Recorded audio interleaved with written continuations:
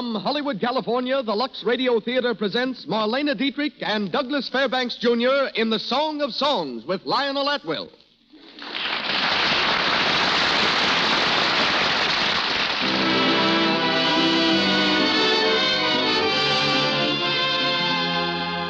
Lux presents Hollywood. We want to thank all of you for your loyalty to our product, Lux Flakes. The loyalty which makes this program possible. The lights of our marquee blaze forth tonight with the names of Marlene Dietrich, Douglas Fairbanks Jr., Lionel Atwill, and Pedro de Cordova. And as guests, Walt Disney, creator of Mickey Mouse and the Silly Symphonies. Louis Silvers conducts our orchestra, and our entire production is under the direction of Hollywood's master showman. Ladies and gentlemen, Mr. Cecil B. DeMille.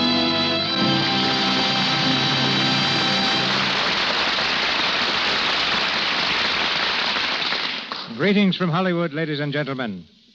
The taxicab drivers of New York are known as the most efficient, London's the most patient, and those of Paris the most impetuous and chivalrous in the world. The Parisian cabbies first proved themselves during the World War, when they loaded their whimsical chariots with troops and raced them to the front in defense of their city. Several weeks ago, they proved their gallantry for the second time. It was while Marlene Dietrich was in Paris. Miss Dietrich, of course, used cabs many times. But without exception, every driver refused to accept a fare or a tip. No amount of persuasion from the embarrassed Marlene did the slightest good. The drivers met her proffered francs with Gallic gallantry, smiled faintly, bowed deeply, and asked as their only reward permission to shake her hand. Each of them volunteered his services for the remainder of the day, and Marlene was unable to convince them that they had families to support and that the landlord isn't paid with handshakes. Miss Dietrich also visited London. While there, she saw the play French Without Tears and liked it so well that she asked Paramount to buy it. The result, she starts work on the picture next month. Marlene expects to visit London again next summer. But then her passport will read, Marlene Dietrich, citizen of the United States. Tonight, Miss Dietrich reenacts one of her most memorable screen characterizations, the role of Lily in The Song of Songs. Solomon gave us the title, Herman Suderman wrote the book, Edward Sheldon the play, and Paramount produced the picture. Opposite Miss Dietrich, as Richard Waldo, is Douglas Fairbanks, Jr., whom I'm proud to have known since his Knickerbocker days, when he and one of my daughters did their algebra problems on the floor of my home. It's hard to believe that this young man has been in pictures 15 years. Well named the international ambassador from Hollywood, Doug has made several films in England and has also taken an active part in producing pictures. His last visit abroad was after he made The Prisoner of Zenda, but he was promptly summoned home to star with Ginger Rogers in Having Wonderful Time.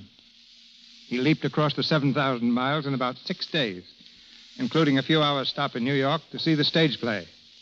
His next RKO film co-stars him with Irene Dunn and is tentatively called Joy of Loving. From the film cast of The Song of Songs is Lionel Atwill as Baron von Merzbach. This splendid character actor, most recently seen in The Great Garrick and Lancer Spy, has been host these past few days to his brother-in-law, James Cromwell, husband of the former Doris Duke. Pedro de Cordova will be heard as the art dealer. And now, the Lux Radio Theatre delivers its Christmas present to the radio listeners of America. We raise the curtain on The Song of Songs, starring Marlene Dietrich and Douglas Fairbanks, Jr., with Lionel Atwill.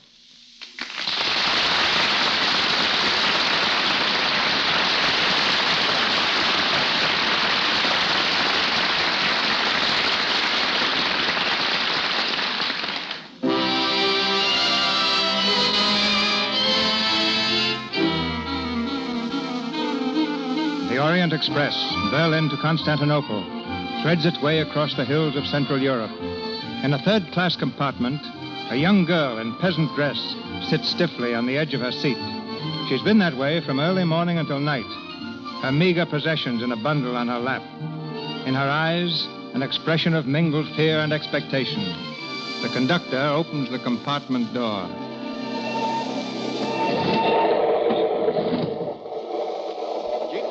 Tickets, please. Oh, good evening, Fräulein. Good evening. Well, we're almost there now. A few more minutes. You will let me know when we come to Vienna. You know it. Vienna never sleeps. Is this your first visit? Yes, I'm going to my aunt. Oh, you will like it in Vienna, Fräulein. Thank you. It frightens me a little. You'll get used to it. Tickets.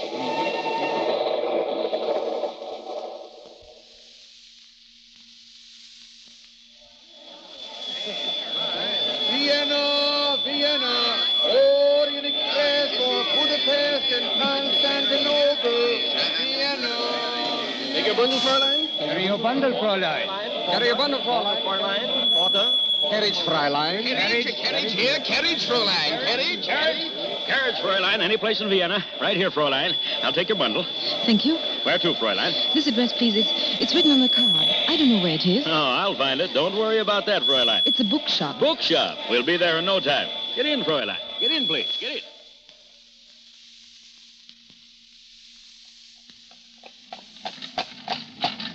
Oh. Here, Fräulein. The bookshop, eh? Yes.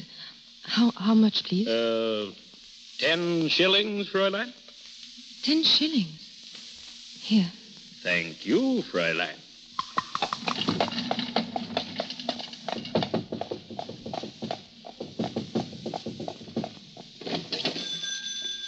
What is it? Good evening, Tante Rasmussen. Oh, so you're Lily. Come in. Did you have to arrive in the middle of the night? It was the only train I could get, Tante Rasmussen. Well, aren't you going to kiss your old aunt? Of course. Let me look at you. I'd forgotten people wore clothes like that. They're all I have. Well, come on. You'll find this room in here behind the shop. I've got it fixed for you. Go on. Thank you. What have you got in that bundle? Just a few things. Open it up. It's just a comb and my brush. What's this? A Bible?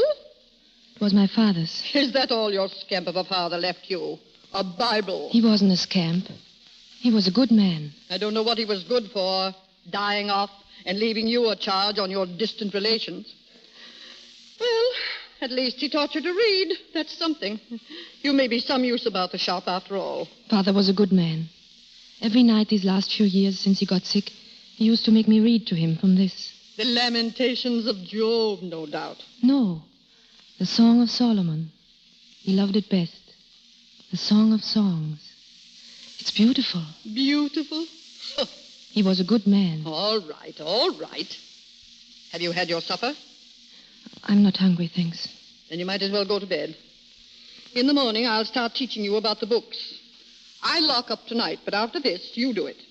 Yes, Tante. Now, get to bed. And don't keep the lamp on all night reading your Song of Songs. I don't have to read it anymore. I know it by heart. Good night. Good night, Tante.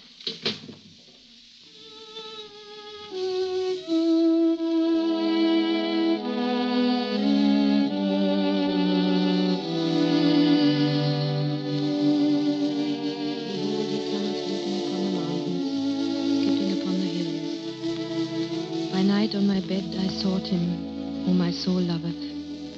I sought him, but I found him not.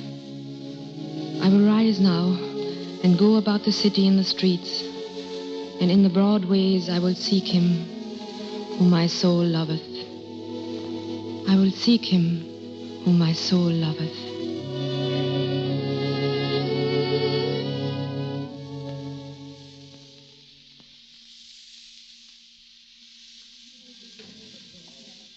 This book is 2 shillings to buy or 1 penny a day for renting. I'll rent it, please. Yes, Frau Holden. You can charge it, I suppose? Yes, Frau Holden. Good day. Good day. Good morning, sir. You're looking for a book? Huh? I said, you're looking for a book. That's what people usually come in a bookshop for. I'm sorry. I thought perhaps I could help you. Well, you can't. No one can. I'm lost. You understand? Lost in a sea of... Oh... Hello. Hello? Who are you? I work here. I'm Mrs. Rasmussen's niece. I don't believe it. What? An old witch like Rasmussen couldn't have a niece like you. Who are you? I'm Mrs. Rasmussen's niece. Well, you ought to know. How long have you been here? Just a little while. What kind of book were you looking for, please? Book? What have you got on sculpturing? There's some on the shelf over here. Oh, I've got those. Read them all, cover to cover, nothing in them. Then I don't know. What I need is something inspirational. Inspirational? Yes, you know, something that'll make you work when you don't want to. I'm afraid I can't help you. No? Well, I wouldn't be too sure about that. You are Mr. Waldo, aren't you? That's right. Richard Waldo, New York, Paris, and Vienna. How did you know? I've heard some of the people talk of you. People that come in the shop. Oh, yes? What did they say? Well, they said that... Never mind. I don't want to hear it. Did you ever model? Model? For an artist, for a sculptor? Oh, no. Well, you ought to. You're beautiful. Please, Don't be so modest. I didn't say you're a beautiful woman. I said you're a beautiful model. There's a difference. Oh, is there? How would you like to model for me? Oh, but I couldn't. Don't be silly. Let me see your profile. But you don't know. Perfect. You'd be a wonderful model. But my aunt... No, your aunt's too fat. Now, look. You come to my studio, 7 o'clock. It's just across the street, 3rd floor, on your right. I think you must be crazy. Sure, that's why I'm a sculptor. I'll be expecting you then. I can't come. Good morning. Oh, good morning. You're looking for a book, Mr. Waldo? Yes. I found one. Yeah. You'll send that over to my studio, please? Of course. Thank you. Well, good morning. Good morning. Good morning. Good morning. What book is that? Oh, what? That book he bought. Let me see it. Embroidery and needlepoint for beginners.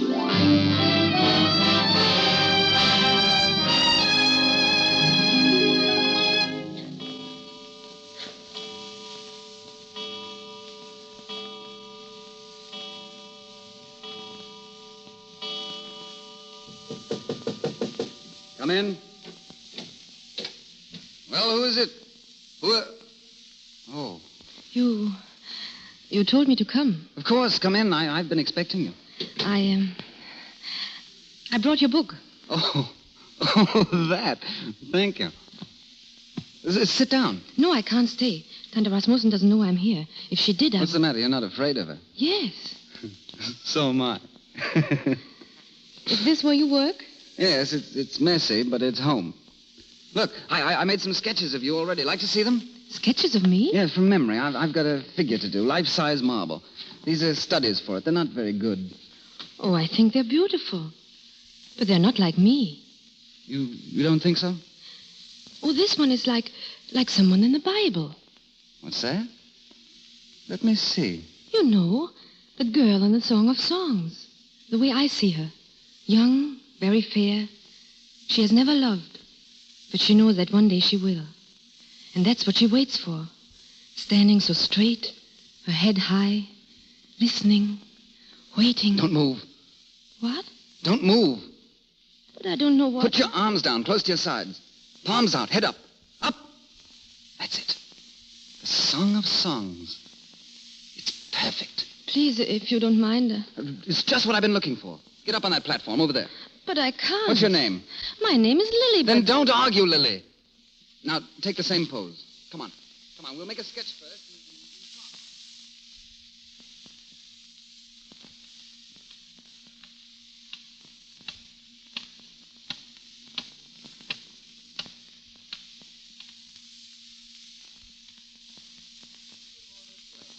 Right. Tired? A little. All right, you can rest now. Thank you. I'll get it. Next the clay and then the marble. And then a song out of marble. A song of songs. Who is it? Am I welcome? Oh, come in. I was passing and saw your light. I thought I'd come up and see how you were getting along with my statue. Well, I made a sketch of it. Like it? Very good. Well, you see what I'm getting at. I think so. Very interesting. Aren't you going to introduce me? Oh, sorry. Baron von Merzbach. Lily. How do you do? How do you do? So you are Richard's inspiration, huh? These artists are privileged people. I think I'd better go now. Oh, please, don't run away on my account. You see, I'm not altogether an intruder. The statue our young friend is to make of you will belong to me. It's late. I really have to go. Good night. Good night. Tomorrow evening? I'll try. A lovely girl. Where did you find her? Oh, I ran across her. Oh, she's not a professional model? No, she works in the bookshop across the way. Why? Well, she interests me. Oh, yes? But of course, Richard, if there's any reason why I shouldn't... None at all. She's nothing to me. Oh, that's fine. Because she interests me very much.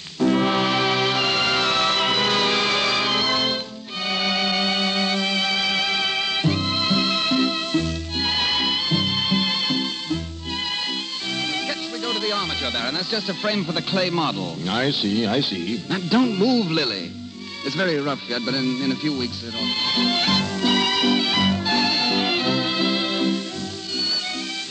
ready to cut the marbles soon. Eyes open, Lily, please. Charming. Excuse me, Baron. Huh? Oh, am I on your way? I'm sorry.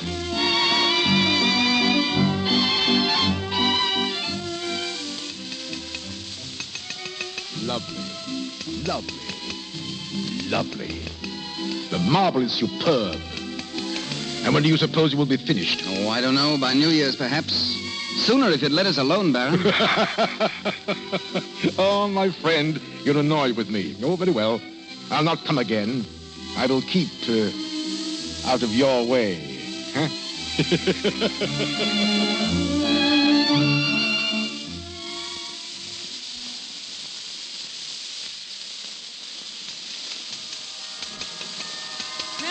Richard? Lily, where in heaven's name have you been? I know. I'm late third time this week. Oh, Richard, so many people in the shop all day, all evening. What's that got to do with me? Christmas Eve is the same as any other for an artist. I'm sorry, Richard. What have you got there? Flowers. I can see that. What are they for? I don't know. Where'd you get them?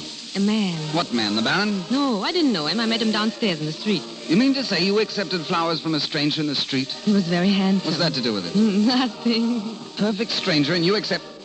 It's indecent. Jealous? No, I'm not jealous. Throw those flowers away. I won't. Throw them away, do you hear? Give them to me. No, let me go. Come on, give them to me. Oh, you're hurting me. Oh, Lily, I didn't mean it. Look, you've crushed the flowers. And I bought them for you. Oh, darling, please forgive me. Why? Because I love you, Lily. Because I love you, darling. Richard, did you just find that out? I don't know. I should have known always. I have known. From the first night I came here. I saw things then for the first time. The gold in the sunlight, the deep brown of the earth, the whiteness of the snow. So beautiful. I won't have you squandering your love that way. What about me? When I put my hands on the earth, it's you I'm touching. The wind on my face is your kiss. You are in everything I think and feel and do, and will be till I die. You feel that way? You shouldn't, Lily. Shouldn't? Why? Don't love too much, ever. We weren't made to love that much. You don't want me to love you? Yes, I do. I do, Lily. Then that's my way. The way of the girl you have carved from the cold stone. But her heart is not cold. And she says, set me as a seal upon thine arm, as a seal upon thine heart. For love is strong as death.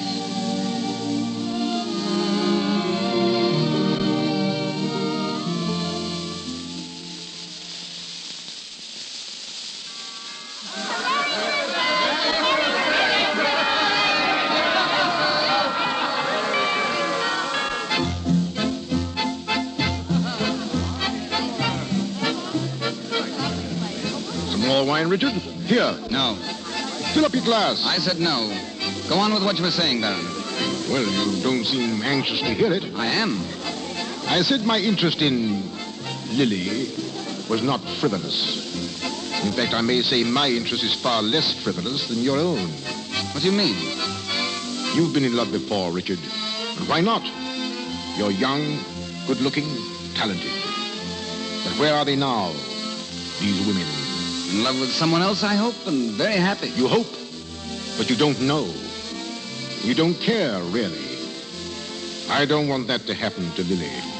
What makes you think it will? Nothing. But it has happened before. It may happen again. And I want her. You want her? Give her to me, Richard. I need her and you don't. I can make her happy and you won't. I'm rich. I can give her anything, anything. I can educate her, refine her. I can make her the Baroness von Merzbach. Are you serious? Doesn't it sound as if I were? What do you want me to do? Step aside, Richard. Go away for a while. Give me a chance to see her.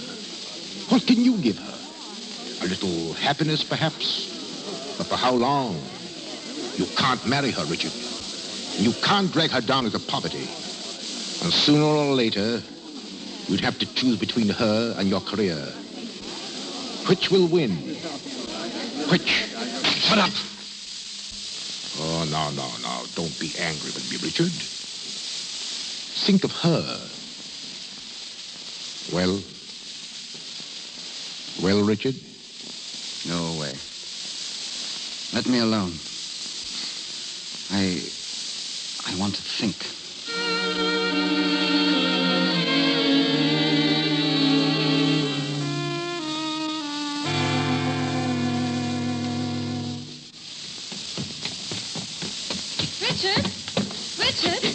Richard, why don't you... Oh. Come in, Lily. Where's Richard? What has happened here? Where's the thing? The statues. Lily. Where's Richard? Where's he? He's gone. Gone? Gone where? Away.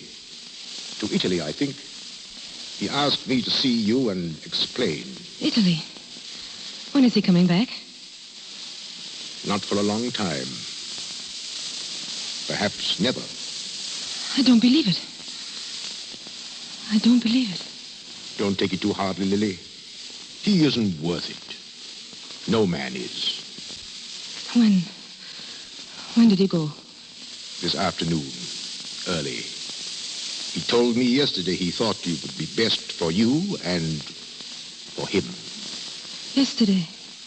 Then he knew. He knew and he didn't tell me. He hadn't the heart, Lily. That's why I'm here. Lily. Lily, don't cry.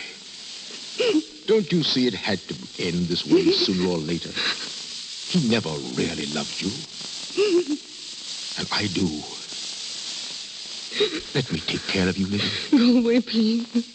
Go away. While I live, you'll have everything you need, everything you want. After my death, and it may not be so long, you'll have the estate. No. Is it because of him? Are you going to let him spoil your life? He didn't let you disturb his. He didn't consider you his equal.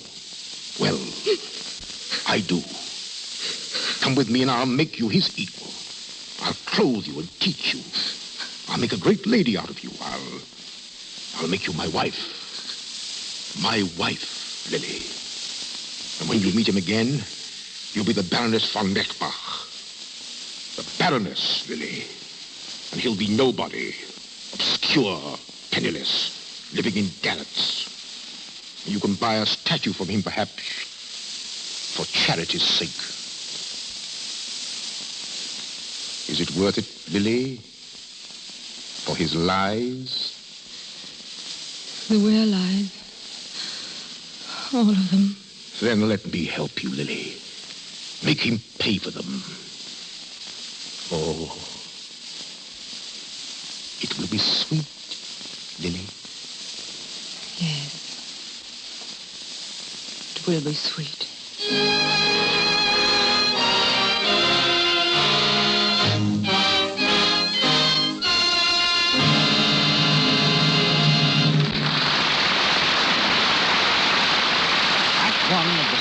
Songs is completed. We'll take a brief intermission now and then return to Marlene Dietrich, Douglas Fairbanks Jr., and Lionel Atwell in Act Two of our play. In this intermission time, let's step on radio's magic carpet and fly to a home in an eastern town where everything is in a state of tense excitement. Marjorie, the older daughter of the house, a college freshman, has just come home for Christmas. The family are gathered round the fire, eager for all of the news of college. Gosh, it's nice to be home. But you're happy at college, dear. Oh, I love it, Mother. Of course, they work as hard. Oh, we don't want to hear about work, Marge. Why, Dottie, Oh, dear. please, Mother, I want to know about the parties and the games and what the girls wear. Oh, hold on, sis. One question at a time. Well, about clothes. We just live in sweaters. And we usually wear them over silk blouses, just as I am now. That sweater still looks very nice, dear. Just as pretty and soft as when we bought it last fall. I guess the credit goes to Lux. I washed it oodles of times, just the way you told me to. Well, there's nothing like Lux Flakes, dear. I'm glad you remembered that. Oh, Lux is the college girl's pal, Mother. Nearly all the girls Lux stockings, undies, and sweaters. It doesn't shrink wool, thank goodness. I simply despise shrunken sweaters or socks. It's a good thing to remember that Lux won't shrink woolens, won't fade colors. It's safe for anything that's safe in water alone. And now, our producer, Mr. DeMille. We continue with the Song of Songs, starring Marlene Dietrich and Douglas Fairbanks Jr., with Lionel Atwell.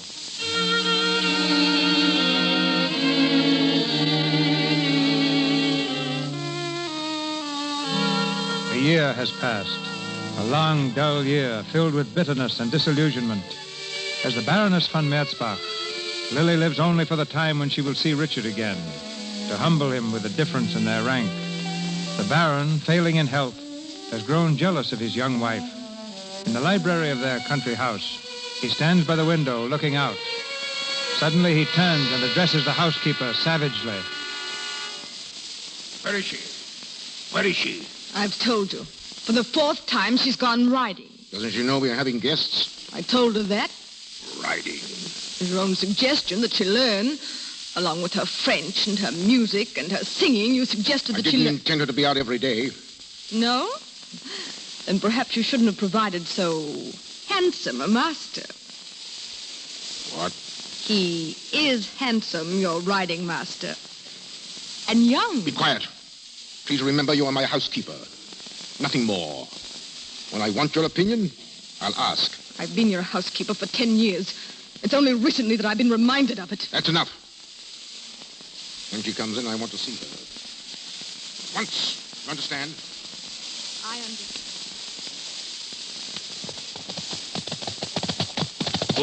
Oh. Shall we rest a while, Baroness? I think so. Oh, let me help you down. There we are. Thank you. It is very beautiful here. Yes, I come here often by myself.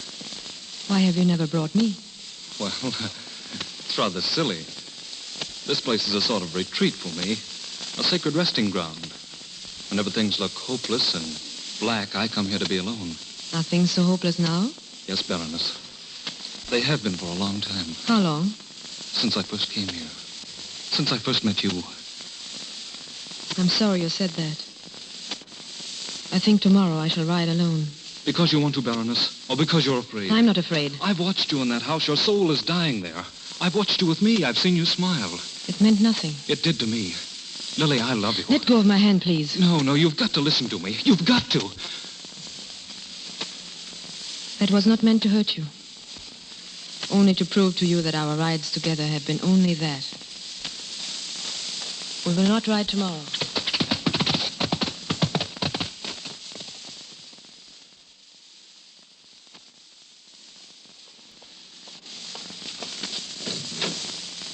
Well, so you've decided to come back. Miss Volk said you wished to see me. Where have you been? I've been riding. Alone, I suppose. No. Hereafter I will be. Isn't it a bit soon? I learned quickly. Well, you better go and get dressed. Yes, I will. We're having guests for dinner, or I should say, guest. Our friend Richard is coming. What? You're surprised, eh? He's coming here tonight? Yes. And you must look your prettiest, my dear. I want to see you together. You and your old friend. the starving artist, and the Baroness von Merzbach.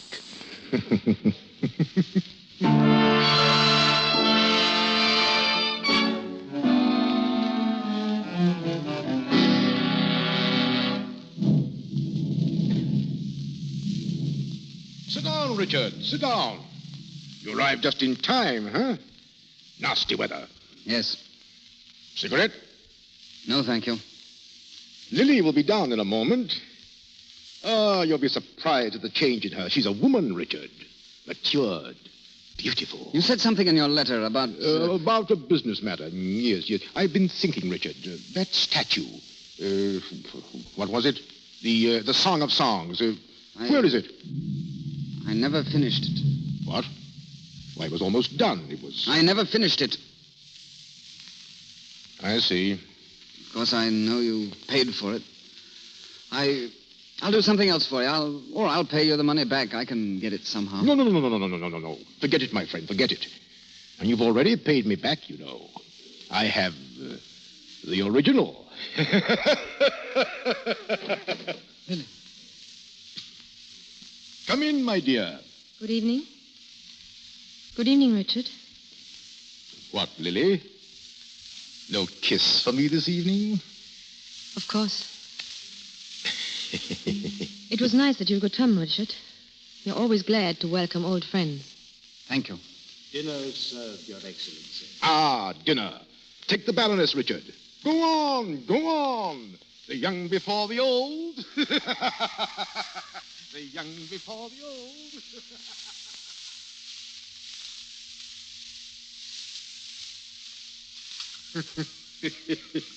And he said he never finished it. Never finished the statue after spending months of work on it. There's an artist for you. We'll drink to him, huh? More wine, Lily. I've had enough, thank you. I see you think that I have had enough also. But tonight, I go the limit. We celebrate, huh? Isn't she lovely, Richard? Isn't she everything I said? Huh? And you must hear her sing, my boy. You'll sing for Richard, won't you, my dear? And French? She speaks French and rides. Yes, like a real lady, Richard. A real baroness. Excuse me. And just to think, I owe all my happiness to you. You exaggerate, Baron. Not at all. You didn't know that, did you, my dear? That when I told Richard how I felt about you, he... Go on. Why did you stop? Well, because it seemed to me that Richard kicked me under the table. He must have had a reason. No, he's just modest. Likes to pretend he's a cynic. Doesn't want his good deeds known. I'm modest enough to wish we'd talk about someone else. No. I like to hear about good deeds. What did he do? Well, he stepped aside when I wanted you. Did he? Yes. With rare friendship, he gave you to me. How touching. One of the most beautiful gestures I have ever encountered. Beautiful. Yes, I can just see the scene. You two bartering as to which one should have me. Lily. And he gave me to you. Lily, don't. As if I weren't a human being, but something to be passed on from one pair of hands to another. No, you don't understand. You'll forgive me, please. I forgot for a moment that I was a baroness. A baroness has no emotions. Excuse me. Lily. Come back. Listen, Lily. Fool you. Why did you tell her that? Do her good. Do her good. Well, I'm going to tell her the truth. All of it. Lily. Lily, where are you? Lily! I beg your pardon, sir. Baroness has gone out. Which way? Along the garden path, sir. Toward the lodge. I'm rather worried. Lily! Lily, where are you? Lily, wait! Wait! Where are you going? Let me alone. You can't go running around in the dark. Listen to me. I've had enough for one night. You haven't heard anything. You're coming away from here. I'm taking you back to Vienna with me tonight. You think I would go with you now? You've got to. You can't stay here any longer. I won't let you stay. I can see what it's doing to you, Lily. Let me go. I thought I wanted to see you again. I don't. I thought it would give me strength to see you crawl before me. Well, it doesn't. You're not even that much good to me. Lily, don't. Don't hate me so. I want to help you. Help me? That's what he said. He wanted to help me, too. Well, I don't need your help. I have everything I want. Except love, and you can't live without love. I have that, too. What? Yes, I have that, too. There's a boy here. A boy who loves me. I'm going to him now. You're lying. Am I? Do you see that light between the trees? He lives there, in the lodge. I'm going to him now. Lily, don't. Have I hurt you, Richard? Is there an ache in your throat? Do your eyes sting like fire? Mine did. I love you, Lily. Richard, don't love too much. We weren't made to love that much. Goodbye. Lily! Lily! Lily!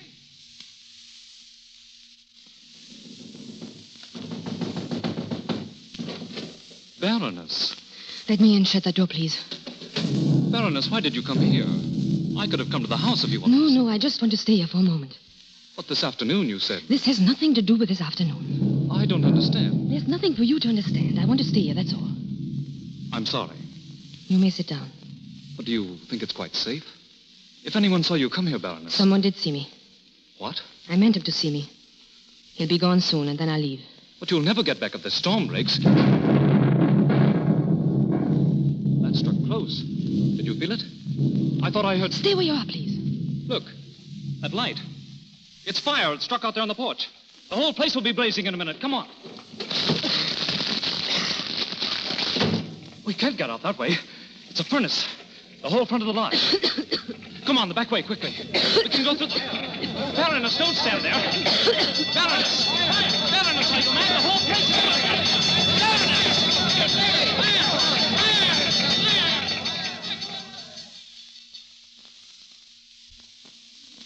Bring her over here. Is she still unconscious? Lay her down on the ground. She's not burned. It's just smoke. I tried to get her out, but she wouldn't come. I had to carry her. Have you sent for a doctor? She's all right now. She's opening her eyes. Get out of the way. Out of my way. Miss Smoke. The Baroness Is she all right? Yes, I think so. Then get back to the house. Go on, all of you. I'll take care of her myself. Baroness. Baroness, look at me. Are you all right now? Yes? Then try to stand up. Quickly. You've got to leave here. Do you understand? Leave? Get on your feet. The Baron. He knows you were in the lodge. He's coming down here now. He'll kill you. He'll kill you if he finds you. Can you walk? Yes. We'll go by the back gate. Hold on to my arm. Take the road to the town. There's a train at midnight. We'll have to hurry. Here's money. Don't miss that train. Do you hear? Do you hear? I hear. Go on now. The gate's open. I'll send your things after you. Oh, you little fool, you. Where will you be?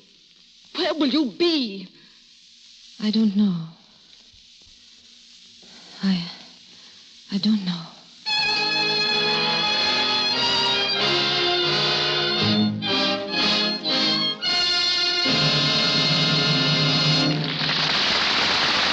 We pause for station identification. This is the Columbia Broadcasting System.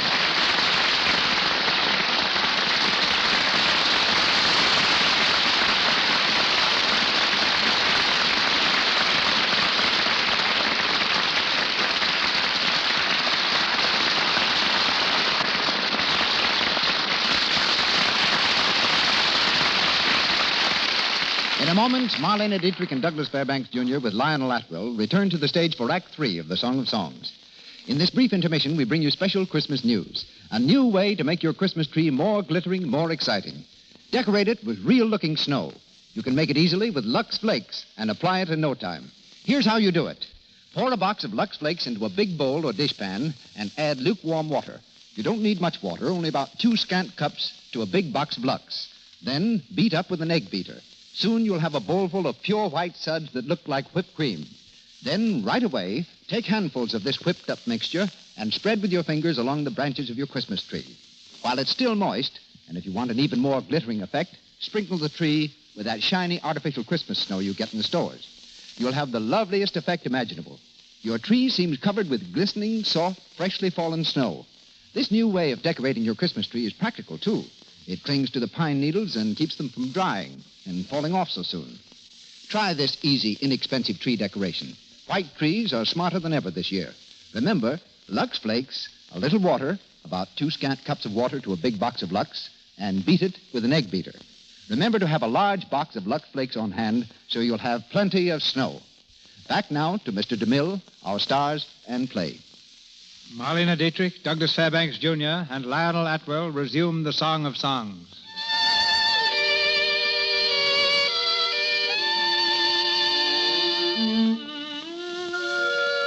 More months have passed, and Lily has vanished, lost in the maze of the city. In Richard's studio, the statue of the Song of Songs stands completed, gleaming with a ghostly radiance. Richard, looking tired and worn, exhibits some of his work to a dealer. Here's one. There's Dove here. You can have it for 10 shillings. 10 shillings? That is very cheap. I need the money. Unfortunately, I have no need for the statue. Oh, there's a mate that goes with it. With the holidays coming on, The holidays are not important in my shop. Oh. My clients... What's this? What? This life-size marble. Is it yours? Yes. The Song of Songs. Very beautiful. How much do you want? For that? It's not for sale. Oh, come, Waldo. You don't have to deal that way with me. I'll give you a fair price. I'll give you 1,000 shillings. No. More, perhaps. I said no. Whom did you make it for? The Baron von Merzbach. The Baron von Didn't he die recently? I thought I read in the paper that he... You might have, but the statue is not for sale. Very well. I know better than to argue with an artist. But if you should ever change your mind, Waldo, I'd like the first bid. What about the other things? Frankly, they're not very good. Not for my purposes, anyway. But I've got to sell something. You can name your own price. I've got to have money. There's nothing I want, Waldo, except... No. Well, good night, Waldo. Good night.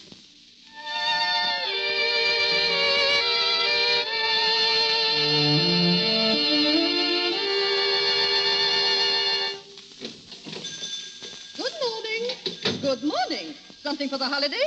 A gift, perhaps? Oh, it's you again. Good morning, Mrs. Rasmussen. Have you any word yet? No, I haven't. I should think you'd be tired of asking. You'll let me know, won't you? Oh, I'll let you know. I don't want her on my hands again. Ungrateful little fool. She'd be on velvet now if she'd had any sense. What with him dying. But did she think of me? Did she think once of her old aunt? No. Off she went. Where? I've looked every place. They've never even heard of her. Have you tried the gutter? She may be there. If she is, I'd put her there. And I'll bring her back.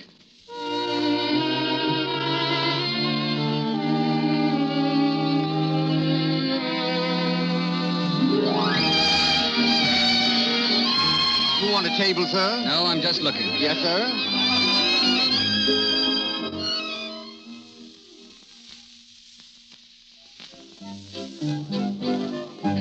Looking? What do you mean, looking? Don't you like it? People come here to spend. Then I'll get out.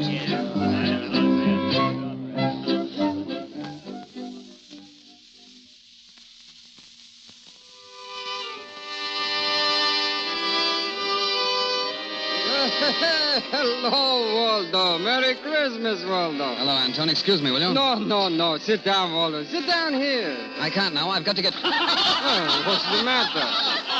That girl over there, at that table. Oh, that's Lily. She sings here. Tell her I want to see her, will you? Right away, outside. Oh, sure. Hey, Lily.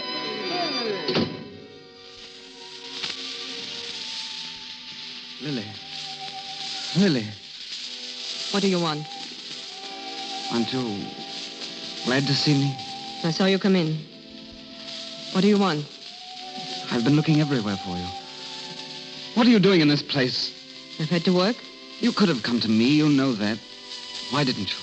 Why didn't I? You asked me that? Excuse me, I must get back. You're not going back in there. You're coming with me now.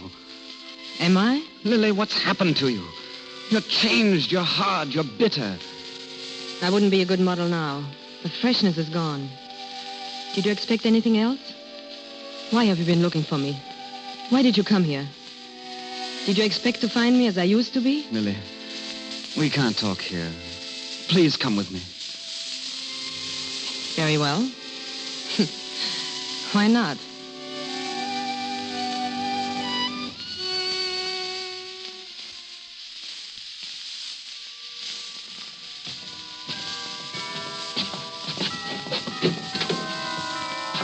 Go in, Lily. It's the same place, you see. I've changed things around a little, but some of the pieces are gone. Not many, I'm afraid. Sit down. You haven't done so well either. Have you, Richard? No, Lily.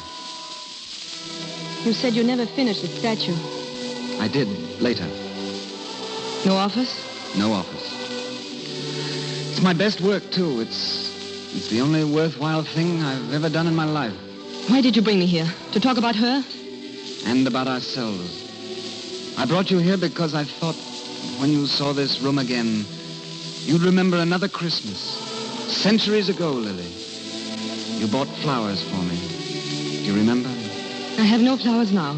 I brought you here because I thought you might love me again as you once did. I never did. That isn't true. I never did. There was a young girl once, centuries ago, who came up those stairs as I did tonight. She loved you. With all her soul, she loved you. I'm not that girl. You are in your heart. In my heart, least of all. Shall I tell you something? Sometimes that young girl comes to me at night, as she used to go to you. She whispers those words to me, the words you loved to hear. I sought him, whom I so loved. I sought him, but I found him not. I called him, but he gave me no answer. Lily. The watchmen that went about the city found me. They smote me. They wounded me. They took away my veil from me. Lily, don't. I love you. I do love you. Then you love someone who's dead. You love a corpse. I'm dead. What right has she to live? That statue there. Let her die too. Lily, don't touch it. Let her die. Let her die. Let her die.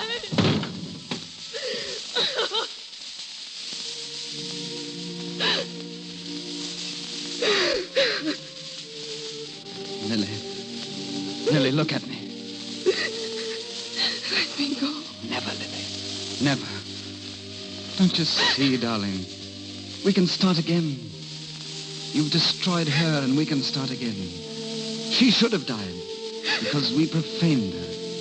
And now we'll make another, you and I. Another song of songs, more beautiful than the last. Because our love is still there. It is there, Lily. We've kept it alive under everything. Richard. Richard. What was it in a song? What was it, Lily? Set me as a seal upon thine heart, as a seal upon thine arm. For love is strong as death.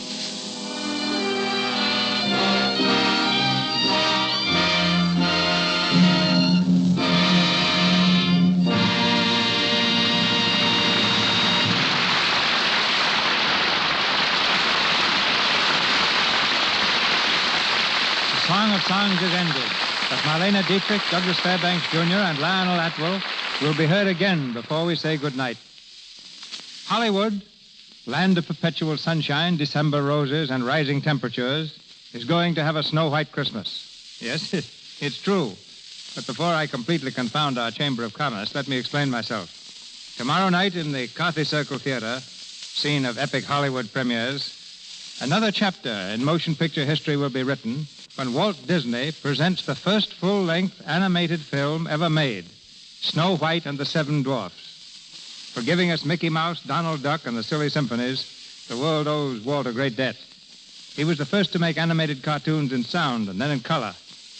And with Snow White, he pioneers once again in a picture that took 3 years to make and involved more than 2 million individual drawings. Walt is standing beside me now. I should say he's quaking beside me now. He's nervous, trembling, and out of breath. Buck up, Mr. Disney. What's wrong? Nothing much. Except I've been running around in circles so long, it's getting to be a habit. Carthy circles? Well, that's just one of them. I think I've got stage fright. No, you've got premiere fright, which is much worse. You ought to know you've produced and opened more than 200 pictures. Yes, and I'm just as scared the 200th time as I was the first.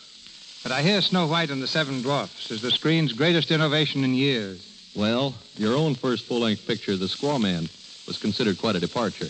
After all, people had only seen two-reelers up to then. So I can forgive your condition tonight, even though you look as though you've done all the work yourself. Oh, far from it.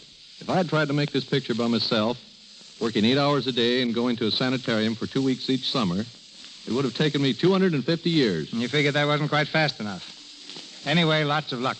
Pardon me, did you say lots of Lux? I said luck. But the name Snow White suggests Lux Flake. So that Lux Flakes maybe played some part in your production. Well, I'm grateful to Lux Flakes. They made Snow White a household word to women who wash their own fine things, long before I ever thought of putting her on the screen. I also understand that Lux Flakes play a big part in cutting down Hollywood's wardrobe bill, which reminds me how costly a young lady Snow White was to clothe. We figure her costumes cost about $100,000. Just a minute, Walt. How do you figure that when all our costumes were made with paint and brush? But it's true, even though she wears only 2 dresses, and both of them are drawings. You take the salary of the artists and the animators, and there are hundreds of them. The cost of the paints, colors, photography, and Technicolor, and little Snow White's 2 dresses add up to $100,000. The cost of our entire picture is almost as much as your own new film, The Buccaneer. And yet you didn't have to pay the salary of a single star.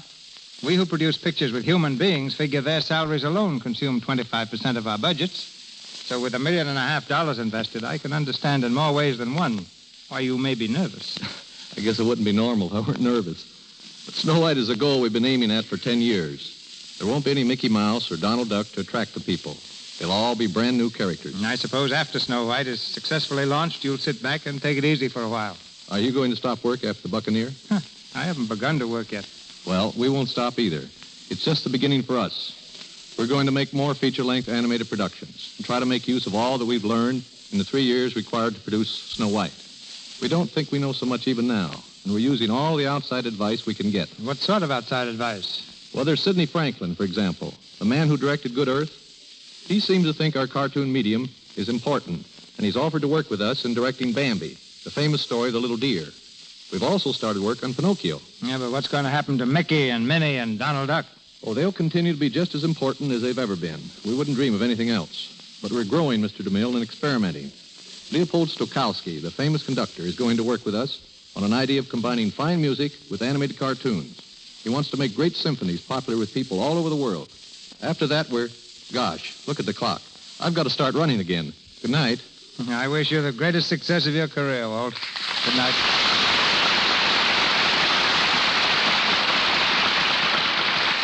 And now, in this season of Christmas stars, we bring you one of Hollywood's brightest, Marlene Dietrich.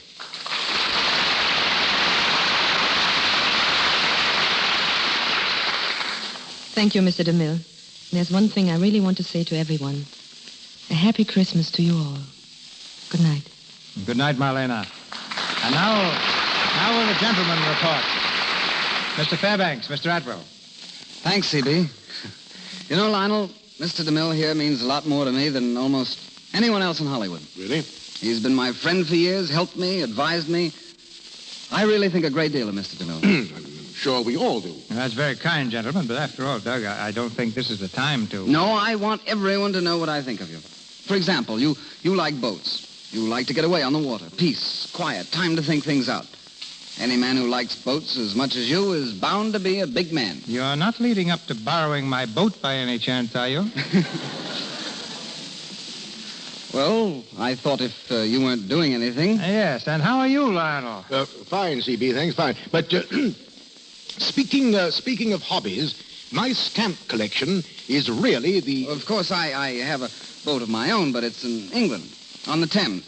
And if you're ever over there, I want you to feel that my boat is yours. Now, just take it any time and keep it as long as you want. But, Doug, I haven't the slightest idea of going to England. Well, that's all right. I just want you to know that it's there when you do go. Well, thanks. That's very generous. And now, as man to man, I'm planning a little fishing trip. Do you think you could... No. No? No. Oh. I haven't forgotten the last time I loaned my boat to you and Bob Montgomery and Laurence Olivier. You filled it full of swordfish. The next time I took it out, it smelled like a hot Friday on the waterfront. I needed a surgical mask to work up the gangplank. Oh, that. Well, Lionel, about your stamp collection. Oh, then you did loan Doug your boat, Mr. DeMille. I certainly did. Oh. Once.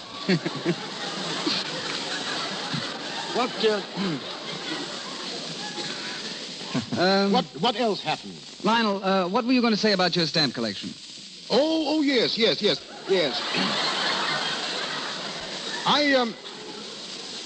I have a block of 1855 Mexican. Lionel, while I think of it, do you have a yacht?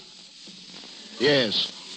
Yes. Yeah, but about those stamps, I've never seen anything like... Mr. DeMille, don't you think that Lionel's a great actor?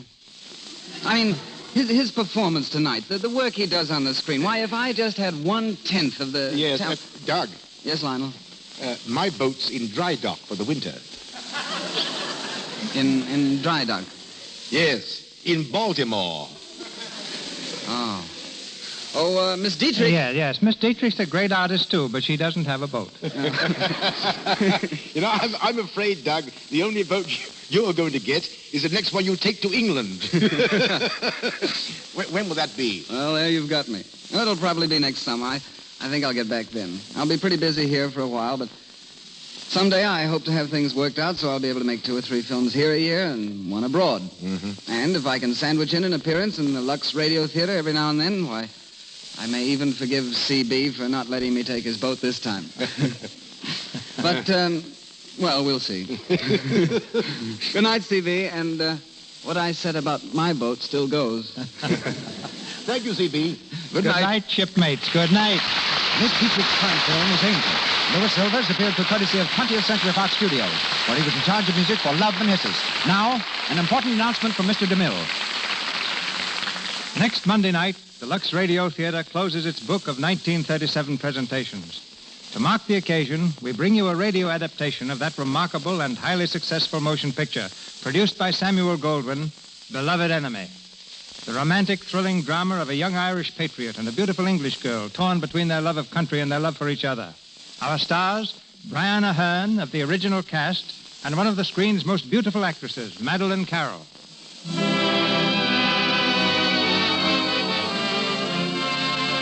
Our sponsors, the makers of Lux Flakes, join me in inviting you to be with us again next Monday night when the Lux Radio Theatre presents Madeleine Carroll and Brian Aherne in Beloved Enemy.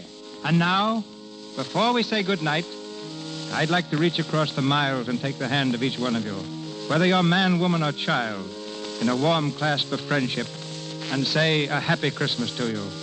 We learn to care most for those we serve most. And since my main endeavor each week is assembling and staging the Lux Radio Theatre production for you, I look upon you all as close friends and attentive neighbors who make it a joy for me to come on this stage every week and say greetings from Hollywood. I hope you'll have all the joys and blessings of the Christmas season. The cast and staff of the Lux Radio Theatre and our sponsors, the makers of Lux Flakes and Lux Toilet Soap, join me in these greetings. This is Cecil B. DeMille saying good night to you from Hollywood.